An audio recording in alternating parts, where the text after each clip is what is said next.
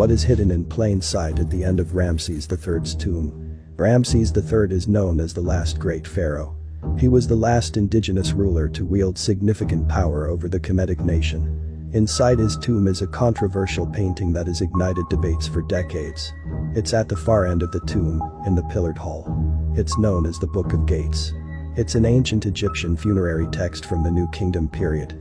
It depicts the passage of newly deceased souls into the next world and is usually accompanied by depictions of four nations, or races of the world, as described by the ancient Egyptians. This is what it looks like. The majority of scholars and tour guides claim that the jet black people depicted on these murals are Nubians. Sometimes they claim that the mural does not exist and was created by Afrocentrists. These are lies.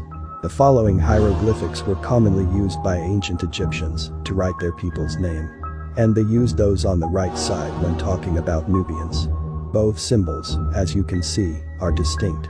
But the humans depicted look identical.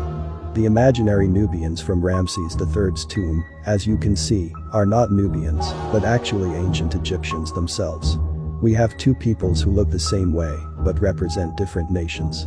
Most websites about Ramses III's tomb conceal that information. See the links below for evidence. Usually they only show and discuss three nations: Nubians, Asiatics, and Libyans. However, the Book of Gates always depicts four peoples, and the ancient Egyptians are one of these four nations. So, why are they hiding the fourth group? They hide it because it demonstrates that ancient Egyptians saw themselves as black people, despite their nation's independence from other African nations, and despite the Asiatic influence from the north, they still knew their origin.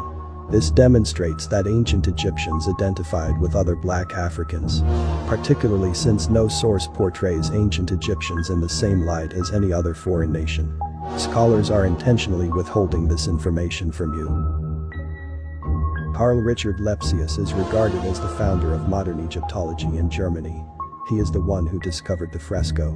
It altered his perception of the Egyptians' ethnicity. In his book Denkmaler aus Ägypten und Ethiopian Ergänzungsband, he even wrote, "Where we expected to see an Egyptian, we saw an authentic Negro." If you're still not convinced, go to Egypt and see the Pillars Hall at Ramses III's tomb. Due to racism, this portrayal will never be seen in mainstream media. They make every effort to break any link between Kemet and Black Africa. On our YouTube channel, we've started a project about facial reconstruction of ancient historical figures. Check it out to see accurate portrayals of many African kings and queens. Subscribe and click the bell to not miss our next video, which will discuss the hidden text that confirms this Book of Gates theory. Additionally, you can connect with our community by downloading our app.